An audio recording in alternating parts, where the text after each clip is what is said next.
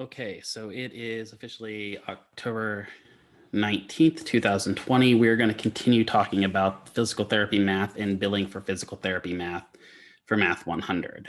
This is an asynchronous class, so I will see you guys on Wednesday live. So the last things we had talked about before we talked about physical therapy math and started going on this, we had talked about angles and we talked about goniometry. Now we're going to move on to, we're going to kind of change because we briefly talked about the ethics of billing, which really kind of took us off tangent slightly, but now I need to talk about the actual billing. And we talked briefly that Medicare kind of drives our billing. Medicare came up with this law called the Rule of Eights. The Rule of Eights applies to time-based codes, not untime-based treatment codes, which I mentioned briefly last time. And codes that we bill for either have a time-based code or an untimed code, and they are indicated in the codes. And again, we'll get into that in 5th semester. That's not something you need to understand. You really need to understand how the Rule of 8 works itself. So each billable time unit in physical therapy is 15 minutes long. So therefore, in a given hour, there are 4 billable units, right? 4 times 15 minutes equals 60 minutes. Again, billable timed units, not counting untimed units. There are other rules that regard concurrent treatments, group treatments, untimed codes. Again, semester 5, save it for then. For now, just understand that there are 4 possible billable units in each hour. So here's how the Rule of 8 works, right? Medicare says that for time-based codes, in that 15-minute period, you must at least spend 8 minutes of that 15-minute period with your patient in one-on-one care in order to qualify for billing for that full 15 minutes. So if you spend 15 minutes with the patient, you bill 1 unit. You spend 6 minutes, 0 units. You spend 8 minutes, you can officially finally bill for 1 unit. That's the point of the Rule of 8. It says, how much do I have to do in order to get 1 full unit out of this patient? All subsequent units then would occur after the clinician hits the 15-minute window and provides an additional 8 minutes of direct treatment. So let's say I wanted to go to 2 units. I'd have to do 15 full minutes with the patient to qualify for that first unit, and then plus 8 more minutes to go to 23 minutes to get 2 units. Now that I have 2 units, in order to get to 3, I'd have to go 2 15-minute blocks, so 30 minutes, plus 8 minutes of 38. Now I can go all the way to 45, which would be the, I guess, more ethical or the more appropriate way to bill the patient. But these are times where maybe you spend a little bit more time with your patient and you're like, you only spend 30 minutes with them, but then you spend another 6 minutes with them. Well, you might as well spend the extra 2 minutes and get a full unit out of it, rather than just wasting those extra 6 minutes you just spent. So like I said, to get 2 units, you must spend that full 15 minutes plus an additional 8 to get to 23.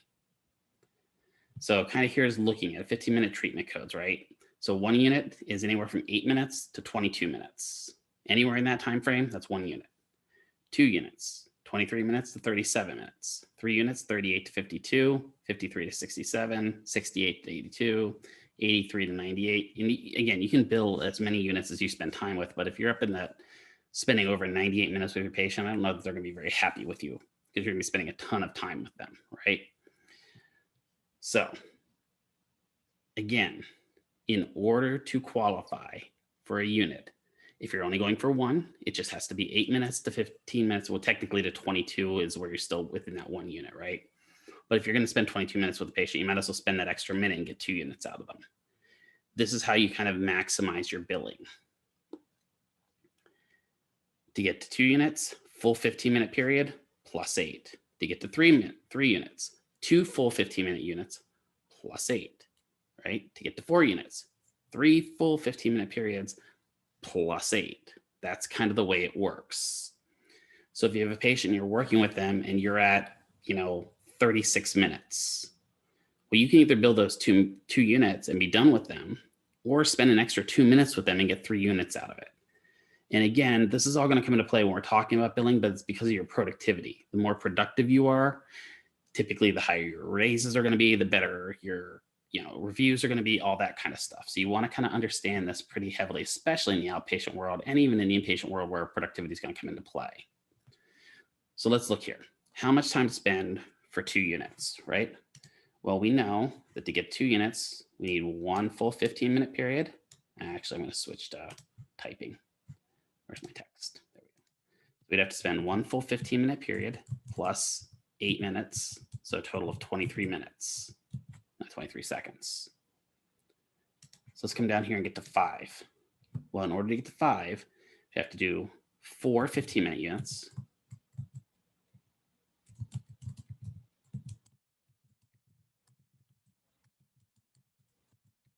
Right? That gets us our 4 units plus an additional 8 minutes. So we'd have to spend a total of 68 minutes with the patient, right? So then looking at 3 units. Well, 3 units, we'd need 2 15 minutes plus an additional 8, so 38 minutes. So looking at 19 units, now this is getting a little crazy, right? So we'd have to have 15 minutes. Basically, what we'd be looking at is 15 minutes times 8, right? Plus, or times 18, I'm sorry, plus another 8 minutes, right? That would be how we'd calculate that. That's the simple down and dirty methods of doing that. So we'd take that whole 15, right? We multiply it out. So let me get my little calculator up here. So we have 15 times 18, right? So that's 270 for those first 18 units plus 8. So we'd have 278 minutes to get 19 units. And if you're spending that much time with a patient, so divide by 60, you just spent 4.5 hours with them. I think that you could probably see a couple other patients in that time period, unless of course that's the way your clinic bills. But that's kind of the way you're looking at it. So if you get a question on your test that says, how many, let's change this, how much to get 7 units, right? What you know in order to get to 7 units is you need 15 minutes times 6 to get the base plus an additional 8 minutes, right? So 15 times 6, we have 90, right? Plus 8 minutes means we need a 98-minute treatment in order to get 7 units. This is in order to understand, again, timed billing units. When we start talking about untimed units, that'll change. There are different ways we can do this, but this is going to drive your productivity, and that's why this is important. So we're going to clear this and move on to the next slide. So let's look at this. Now we're reversing it. Now we're talking how much time I spent this much time with the patient. How much can I bill, right? So here we have a total of spending 23 minutes with the patient. So I'm going to subtract 15 minutes out of that. That means I'm going to have, this one is going to be 15 plus 8 minutes, which means I can get 2 units out of them, right? Let's go down here to 178 minutes. So 178 divided by 60 is almost 3 hours. It's 2.9 hours, something to that effect, right? So we know that we're going to get at least 8 units out of that, right? Because 8 units would be 160 minutes. So we have 160 minutes plus 18 minutes. I'm going to break this out further. So 160 minutes plus 15 minutes plus 3 minutes. So for that 160-minute period, right, we have 8 units. Or 4 per hour. Wait, 160, I'm sorry. Whoa, wait a minute, where am I going with this? I lost my train of thought here for a second. I'm in 120. Let me go back here and correct this. I'm sorry. So we have 120. No, it's going the right way. So 120, there we go, plus 58. I totally messed this up. I'm sorry. Let me recorrect this. Sometimes that happens when my brain's moving a little faster than it should be. So we had 120 plus 58 minutes, right? So there's 120 plus 45 minutes plus 45 minus 58 is 13 minutes. All right, so what we look at here is that 120 is 4 units. That 45 minutes is 3 units. So for that remaining 13 minutes, we can get 1 unit out of it. So the total amount of units there, right, is, guess what? 8. And going down, same idea as we go down. 240 minutes, right? We know that 240, whoops, I just turned my microphone, I apologize. 240 is 4 hours, right? So if we have 4 hours, 4 times 4, we have 16 units. 33 minutes. So 33, we have 15 plus 15 plus 3. Well, for that, we only have enough to build 2 units. How could we take that to 3 units? Well, we could see the patient for an additional 5 minutes to take that last kind of leftover time up to 8 minutes to get that additional unit. 22 minutes. 22 minutes, we have 15 minutes plus 7 minutes. Well, unfortunately, that means we can only build 1 unit. How could we make that 2 units? Spend 1 additional minute with the patient. Here, 52 minutes, right? We have 15 plus 15 plus 15 plus 7. And again, we can only build 3 units there. But if we wanted to get up to 4 units, we could spend 1 more minute with the patient doing 1 more activity, and we can get 4 units. So the lesson that we learned here is always be aware of where you are in your patient in time and how many minutes you've spent with them. Sometimes spending just a minute, 2 minutes, 3 minutes extra with the patient can equate you out to billing an additional, 2 to 3 units if you're paying attention. And each of those additional units increases your overall productivity rate with your employer. So you have to pay attention to that. So this comes into play when we're talking about productivity, and we're going to talk about the next slide. So how this affects your job as PTA. Many companies have productivity goals in places for both PTs and PTAs, right? These goals are based upon the total number of time a clinician works for the day versus how many units they've billed, right? So for every hour a clinician is working, they have a total of 4 units they can bill. In an 8-hour day, that would mean you have a total theoretical amount of units that you could bill of 32 units. 4 units times 8 hours, 32 units. So a company may say that you have to be 90% productive for the day, meaning that you have to have, out of that possible 32 units, you should bill about 28 or more units, right? So if we look at it, we had 32 before, right? So you have 32 units times 0.9, right? That equates out to be about 27 and some change, right? So about 27 point some odd. In order to get that, we'd have to have 28 units.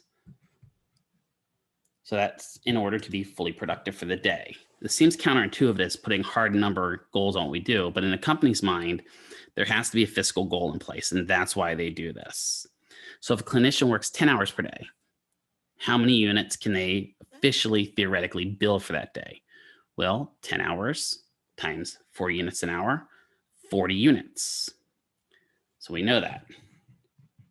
So 10 hours, 4 units per hour. That means they're going to have 40 units. Now, if the company says you must be 95% productive, you have to take 40 units times converting that 95% into a decimal, 0.95, right? So 40 units times 0.95 times 0.95. That means you have to have at least 38 units. Build timed units. Now, a lot of people are going to look at this and go, well, Mr. McKeever, what about documentation? They don't care about documentation. That's not something that's billable. Figure that out. So that's where some of this time comes into play. And that's why Medicare says that if you spend 8 minutes with a patient, you get 1 unit. That technically allows you 7 minutes total for documentation. It should not take you that long to do documentation. Maybe at the beginning, and oftentimes a lot for PTs because they have so much they have to document.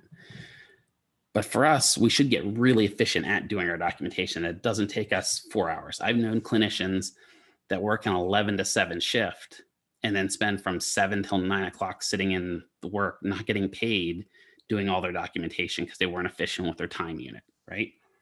So if I look at this down here, in this case where we have to have 38 units for the day in order to be classified as productive for the day. Well, that means I have 2 units of time that I can use for my documentation. 2 units times 15 minutes each. I have 30 minutes to get all my documentation done for the day. If I effectively bill, ethically, and I manage my time. Time management is key in physical therapy. You have to do this. Otherwise, you'll be constantly running late and your patients will be constantly angry with you. We cannot be late as therapists, but the patient can always be late on us, and there's really usually no repercussions for that. But that's a totally different topic. So why is this going to come into play? Well, timesheets, right? And I put a copy of this timesheet up on the previous unit just so that you had it. This is the timesheet you're going to be required to fill out for Dr. Ovreskin. And it's timesheet PIMA's developed. Even in the real world, if you're working at something like a temp agency or even some of the home health agencies, I've been required to fill out paper timesheets. Now, luckily, most of the time we're doing away with paper timesheets. And maybe sometime in the future, we'll do away with this paper timesheet that we have as well. That's not going to happen anytime soon. PIMA wants these paper timesheets as a CAPD requirement. That's why we have to do them. All your clinicals are going to start on a Wednesday, which just clearly shows right down here, right? I'm going to take out my thing. Starts on a Wednesday, goes to a Tuesday.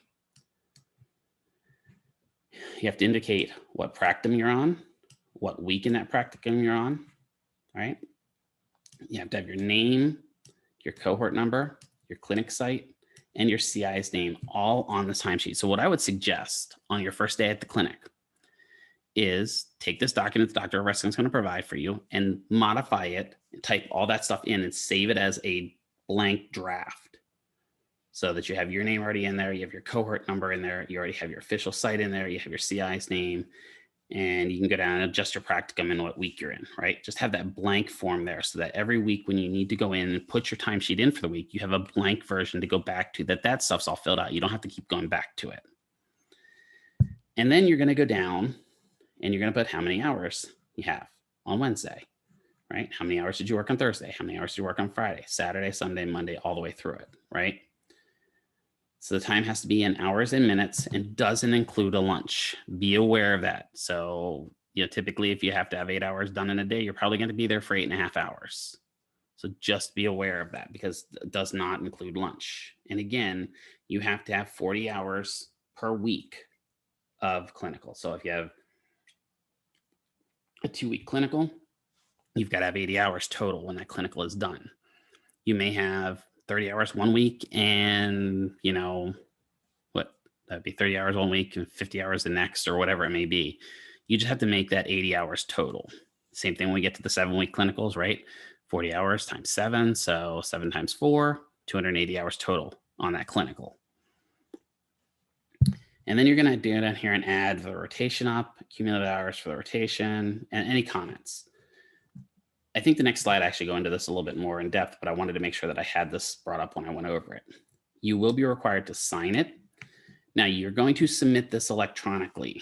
So you can do a couple things here. You can set this up as an Adobe PDF where you already have an auto signature in there. You could print off one of these, fill it out by hand, scan it. I would recommend using the Adobe Scan app that will convert this directly to a PDF. It'll measure out your measurement or your margins and everything and make it presentable for Blackboard. The reason this has to be in PDF format or Word format is it's the only formats that Blackboard recognize. So you have to make sure you do that. You are going to have to sign it. You are going to have to date it. Your CI is going to have to sign it, and your CI is going to have to date it.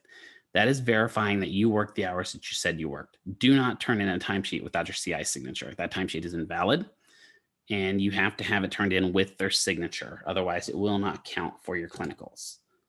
So that means you need to chase them down that last day and make sure you get it signed before you're done, right?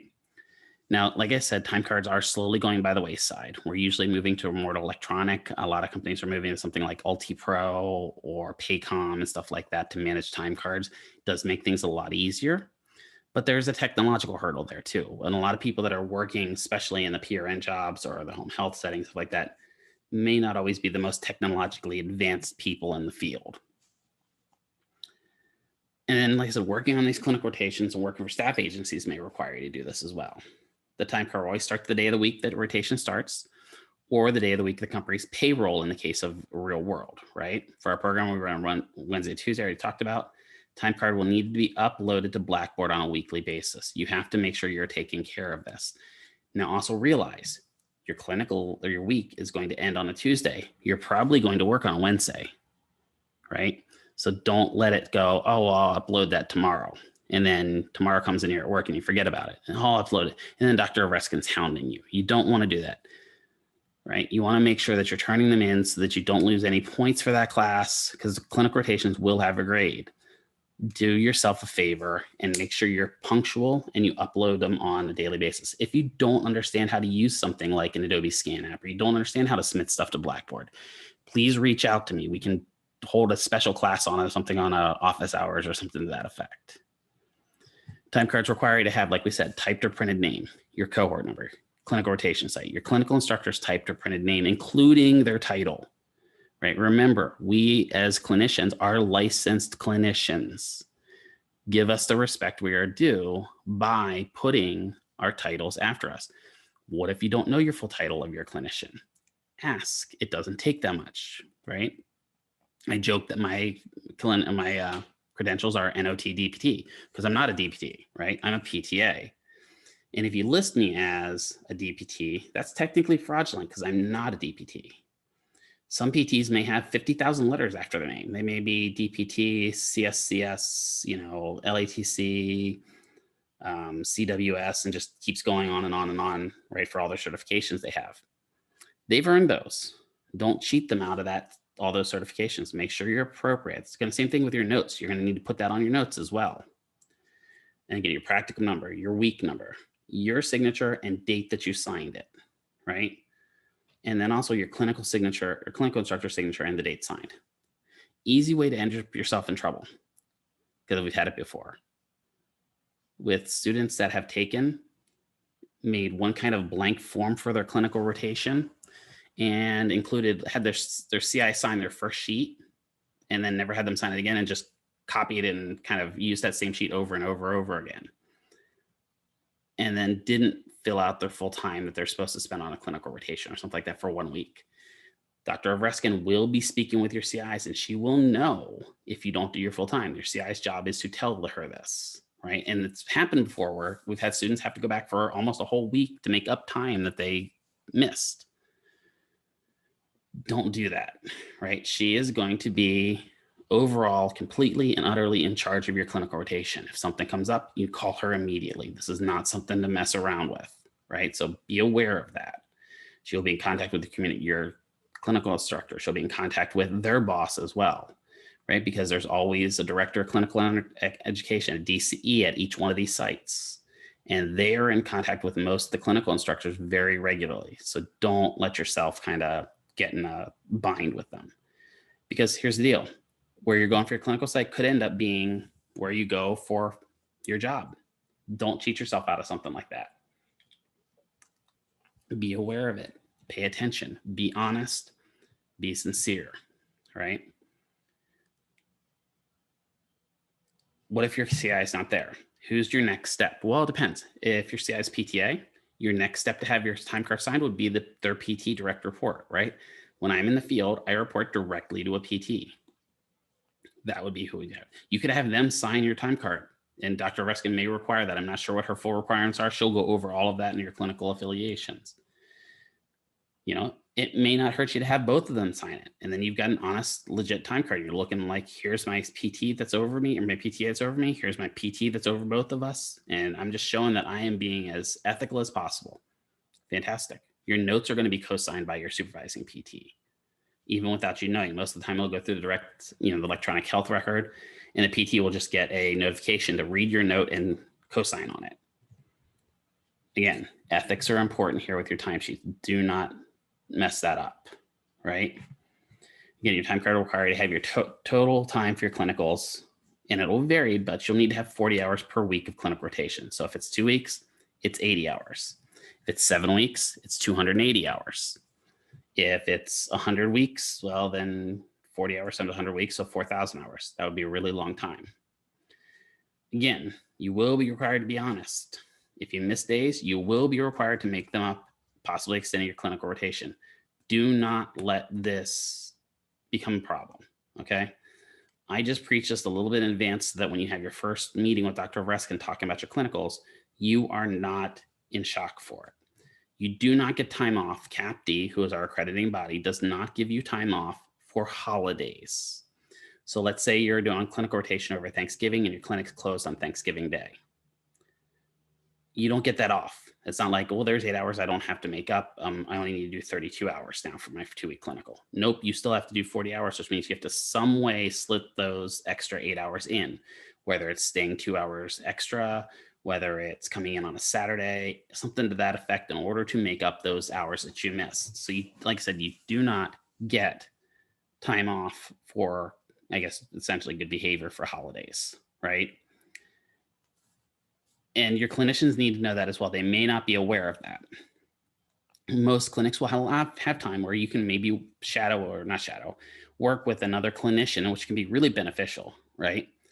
Where you'll work with another clinician for those extra time you have to make up.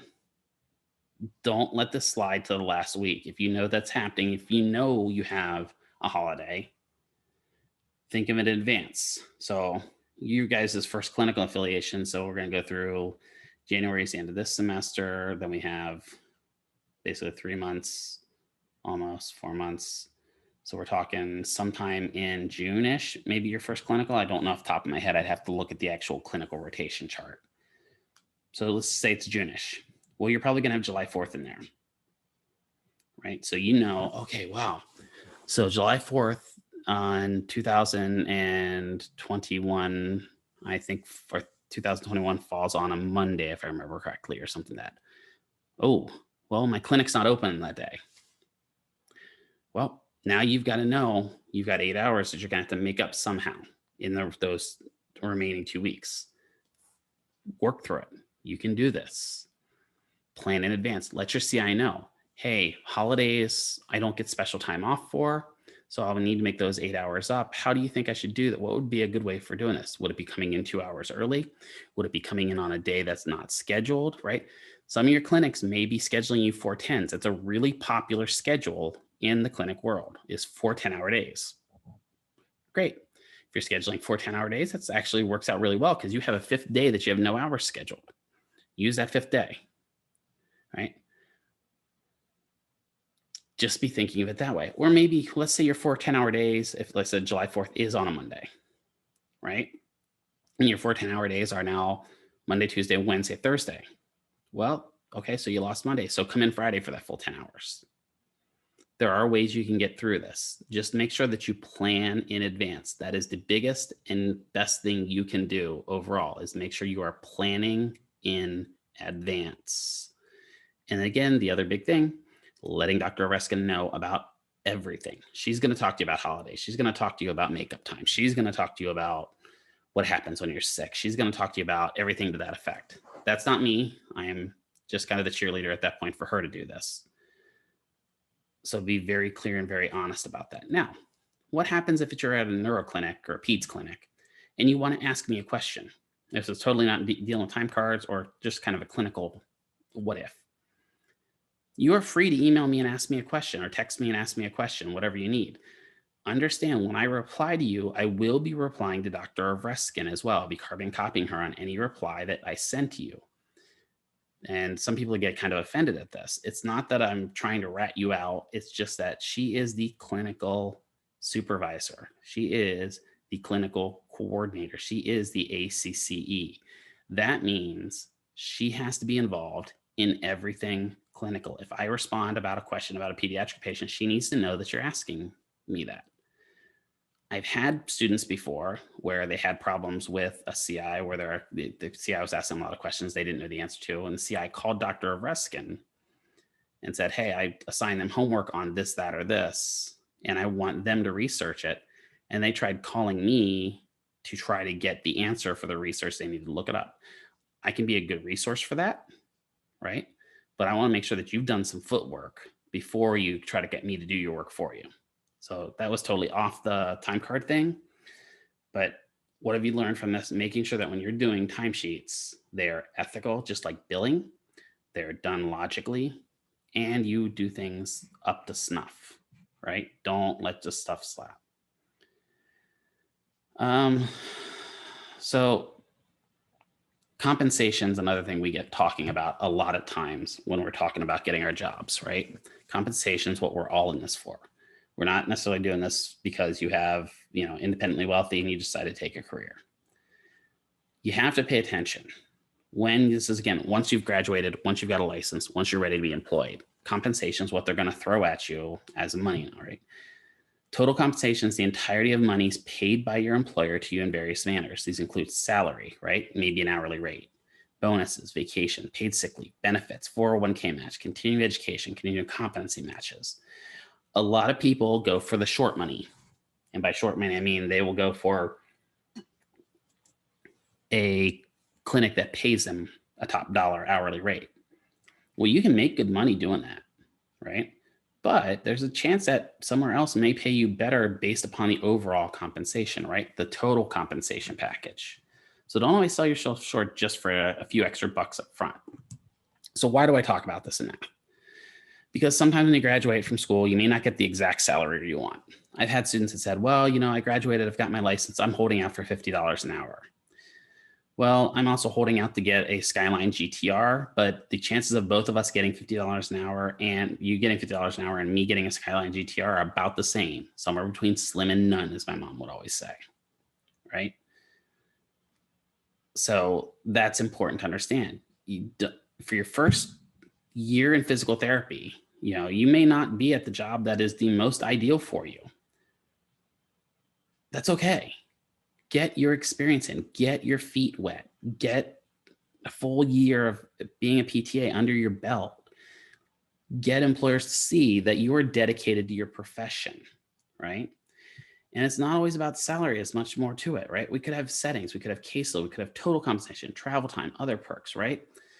Maybe you want to work in pediatrics. I'm going to tell you up front, pediatrics pays almost nothing. You are going to be the lowest paid PTA if you work in pediatrics. That's just the way it is. But you don't go into pediatrics because you want to get rich, right? You didn't get into this field because you want to get rich. You want to go ahead and, get paid for what you're doing. That's okay. There's nothing wrong with getting paid for doing a job, right? But, you're not going into pediatrics because you want to become rich, right? Caseload. I'm going to take a job where I'm paid a little bit less, but get more one time with my patient than where I may get paid, an extra $3 or $4 an hour, but I'm seeing 10, 20, 30 patients an hour, which I'm never going to do anyway. But that's beside the point. So you got to take that into effect. What's your average caseload, Mr. or Mrs. Clinical Manager, right? Well, how many patients do you expect me to see in a day? What do you expect me to see per hour? That type of thing. That's kind of important to understand when you're looking for a job. Again, may not be the most ideal for your first job. You may just have to go, you know what? This is the job I get for my first year. I'm going to suck it up. I'm going to get my experience in and move on, right? To get my feet wet in pediatrics, I had to do a lot of volunteer work before I could even get hired. So that may happen. You may have to do a little bit of volunteering. You may have to work a full-time job and then go volunteer at another clinic to kind of get your foot in the door. You always want to be thinking the long game rather than short money.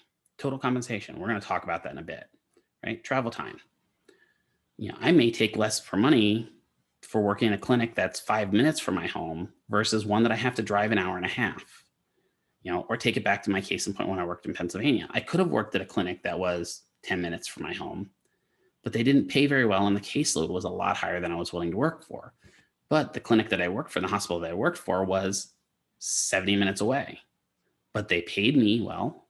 Their benefits package was phenomenal. And I had the open ability to work inpatient, outpatient, acute care, rehab, home health, pediatrics, adults, geriatrics. So I literally can float the whole time, the whole week through different clinics. That's huge. They had 3 different hospitals in the area that I lived in. All 3 of the hospitals were about that 70-minute, 75-minute drive from my home. That was fantastic. I got so much experience out of that it was totally worth the drive. Some of you may go, that's ridiculous. No way. Right. And it's something about this valley. I always found because I lived near the school. And when I was working in Summerlin, the people that I worked at Summerlin were like, man, you drive all the way to here from there? That's so far. The valley's like 15 miles across. Nothing's far. Right. Even driving out to Pahrump is really not that bad of a drive in order to work if you're getting the right package you want and the right setting you want and the right caseload you want. And then there's other perks. There are sometimes that jobs just provide certain perks that are fantastic. I've had some where I've seen some where the clinics, gift the clinician 5 hours a week towards self-enrichment. So they only have to work 35 hours a week, and then 5 hours is supposed to be them doing research, doing stuff like that. Some jobs will offer you opportunities to work at not work, it is work though, doing research at a school. So those kind of things come into play. You've got to be thinking about the long game, not the short money when you're actually going for your first job. So let's look at an example here real quick. So job A. Job A is offering you a rate of about $35 an hour, benefits fully paid by the employer, but no matching on 401k, 2 weeks PTO, and no continuing education units. That's actually not a bad job, right? But now job B comes in and says, hey, I'm going to offer you $25 an hour. So you're going, ooh, that's $10 less an hour. Benefits paid 75% by the employer, 25% by the employee, 100% match on 401k up to 6%, 2 weeks of PTO, $3,500 a year for CCUs. Well, if you just look at this from a 1,000-foot view, you may go, well, hey, I'm going to go with the long money because that $35 an hour works out to $1,400 weekly versus $1,000 weekly. I'm stupid. That's $400 I'm losing. But let's not forget the benefits here, right? We're going to say that all benefits like medical, dental, ADA, ADD, and stuff like that, or the same. And then both clinics benefits cost about $250 here. So with that figured in, right? Let's go $1,400 minus $250. It's $1,150 gross, right? $1,000 minus $6,250.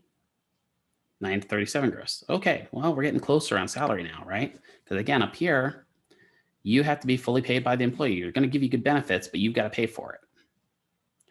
Job A still comes out on the edge here, right? When you figure in that week. But now let's look at that $3,500 for continuing education, right? That works out to be on a monthly basis about $290 a month. So now job B is looking at $1,200 a month gross if you figure in your continuing education budget. And then you figure in that 401k, right? Let's say that you put 6% of your salary away. So 6% of $1,000, about $60. Your employer matches that by 100%. So you're getting an extra $60 for free. You're depositing $120 per week into your 401k, right? Now you're getting even more. And those are the things you have to look into when you're looking at these jobs and salaries. Don't be looking at the short game. Keep looking at that long game. Keep your eye on the prize and what you want. It's okay to negotiate salary. I'm going to say that when I'm hiring new grads, I usually grade your salary, meaning that for the first 3 months, you're going to be at X rate. For the next 3 months after that, so from 3 to 6 months, you'll be at X, 1.1X. So you get a little bit more, or I'll start you at 75% of what I would fully pay you as a full-time employee. And then you'll get to 85%, then you get to 90%. And then once you're at the full year, you got your full salary, plus you get your review. What I'm looking at is most people that are going to quit within the first 30 days. So if I give you a full salary at that full 30 days, I lose money. I'd rather see if you want to stay with me, right? And I have no problem hiring new grads because new grads were often eager to do a little bit more with your patient. But again, don't look purely at the rate. If you learn nothing else, the whole picture needs to be looked at when you're looking at your compensation package, right? So now looking at this a little further, we're going to talk briefly about insurance. We're going to go into different types of insurance and the way they impact physical therapy in semester 5. But you do need to understand the basics math of insurance. Key thing here, be careful if you're ever talking to your patient about insurance because you want to talk in generalizations. If you quote something, they will hold you to it and it can come back to bite you. Don't ever quote them, well, you only have to pay this or you only have to pay that. I use terms, well, it should be about this or it should be about that. You're going to need to check with your insurance. You're going to need to check with our billing office, right? Give very, very rudimentary explanations to them and make sure it's very generalized. Don't give specifics because they will hold it to you. And the following information we're going to talk about is just a rudimentary explanation of benefits, right? So I'm going to kind of go down through a couple of these terms, and then on Wednesday, we'll kind of go into the meats and potatoes of this. So insurance basics, we have the insurance plan costs. This is the amount that you have to pay monthly to have the privilege of being insured by a provider. And understand the way insurance works is it's a risk pool, meaning the more people that are involved in that insurance company, typically the lower rates you're going to get, right? That's why the bigger insurance providers usually provide a little bit better rates. They may not have the best doctor's plans, right? But the larger the pool they have to work with, the cheaper things are going to be typically, right? So this is the amount that you pay to be insured by them. And insurance is exactly like I said. It's what happens if. It's not that, oh, well, they're going to give me this back at the end of the year. Once you pay it, it's gone. So think of it that way. So US averages, it's about $450 for an individual, $1,200 for family. And family can be just as simple as husband, wife, wife, whatever tree, whatever you choose to call yourselves, your domestic partnerships classify as family as well. If you have 3 kids, classifies typically as family. Now, there are some insurance plans that will have you charge extra per kid and extra per member that you add. This is just in general. So $450 per individual, $1,200 per family. Sorry about that.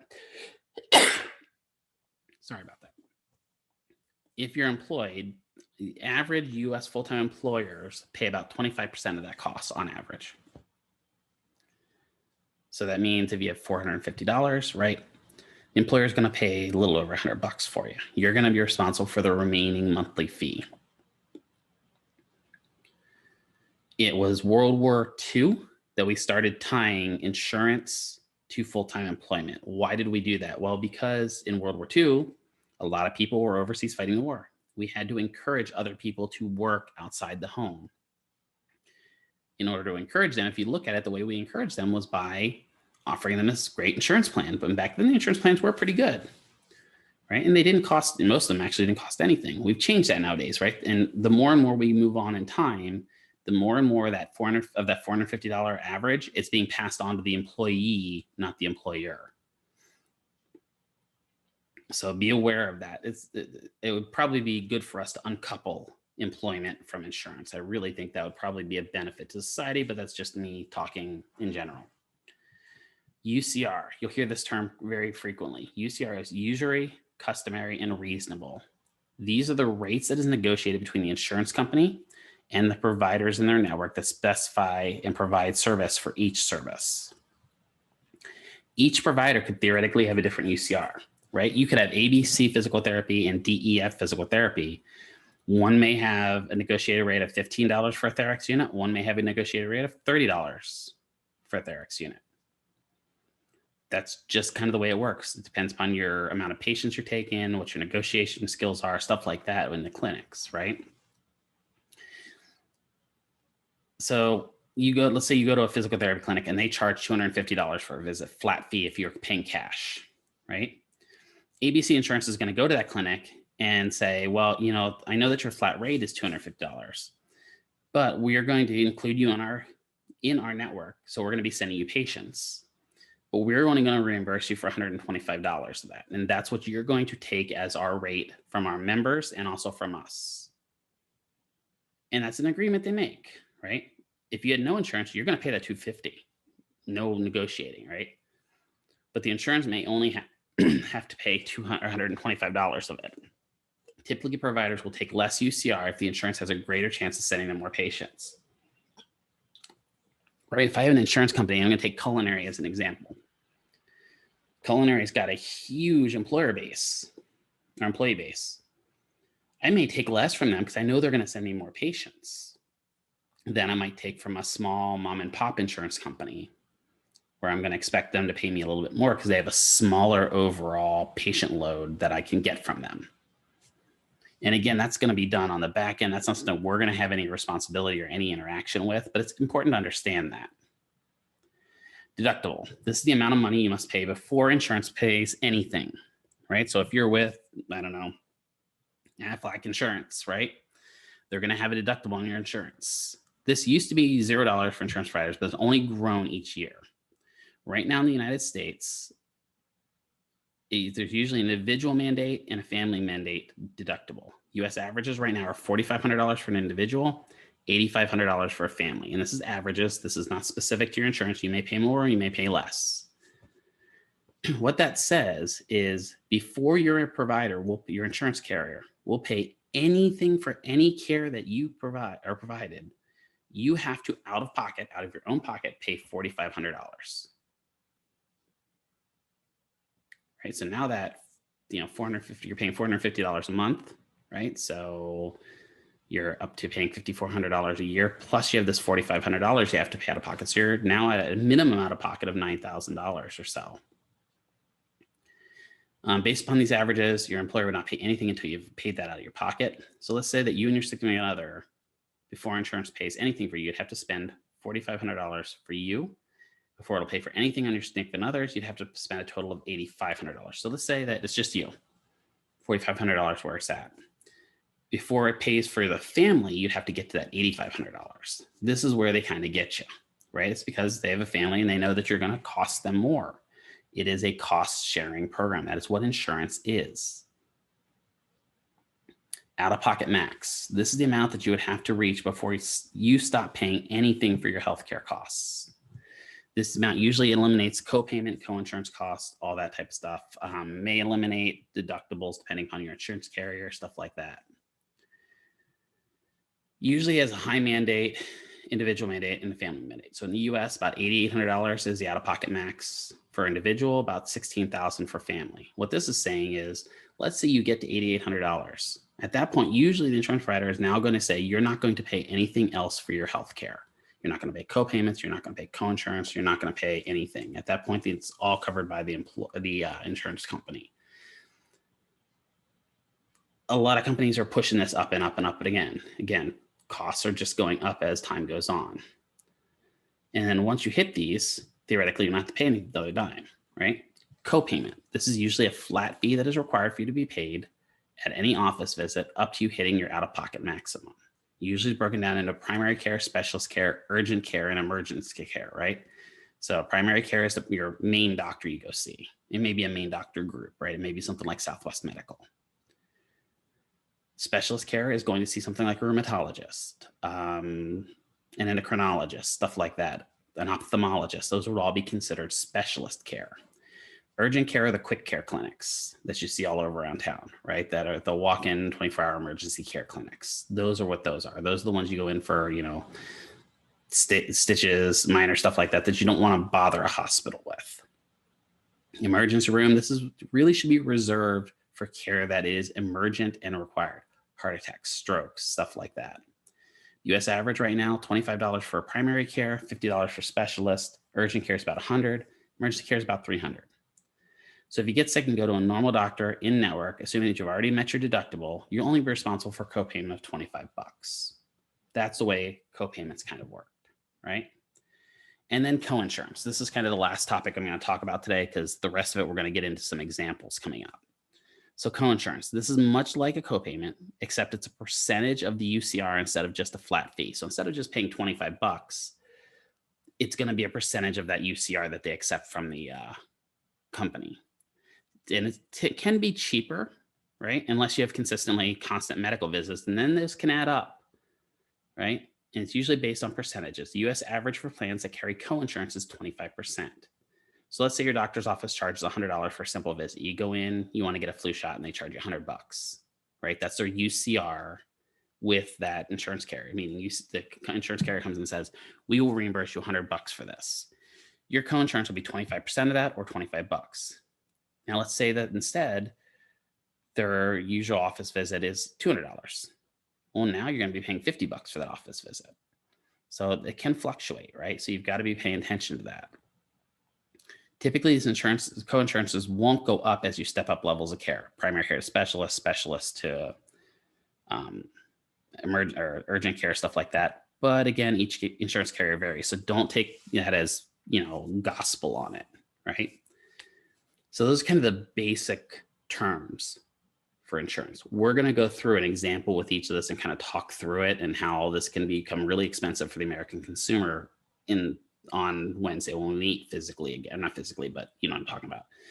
When we meet synchronously again. But we have coinsurance, right? We talked about copayment, out-of-pocket max, deductible, your UCR, and your insurance plan cost. All of those come into your total, you know, benefits. And this is also going to come into play again when you're looking at your job offers. If your company has a great insurance plan that maybe has a really, really phenomenal copayment or coinsurance, maybe it's 5% for your coinsurance, that may make you take that job a little bit more than somebody that pays you a little bit higher because you're in coinsurance, especially if you've got a family, right? Because, man, doctor's visits with kids and significant others, especially if they've got a health condition, can start adding up quickly. So you've got to pay attention to that. Again, always keeping that eye down the road. Don't look short. And I'm going to say this, you should always have some form of an insurance plan, even if it's a catastrophic insurance. And there are catastrophic plans out there on the healthcare markets that are just, if you end up having a heart attack and needing open heart surgery, that you don't go completely bankrupt because of it. Well, you know, you may still be paying $40,000 out of pocket because, you know, heart surgeries can go into hundreds of thousands of dollars. But $40,000 is a lot better than a couple million, right? That's why it's always good to have insurance. It's always beneficial for you to have insurance. I'm going to stop screen sharing right now. So that's going to be it. I'm going to start posting a quiz for this on Tuesday. So the quiz is not going to be up right now. Don't freak out. You still have a quiz to do from the last lesson. The quiz will go up Tuesday. Don't look for it after today's class. Just look to go do your anatomy class. Okay? If there are any questions, please reach out to me. Otherwise, I hope you guys have a really good day in anatomy, and I will catch you on Wednesday.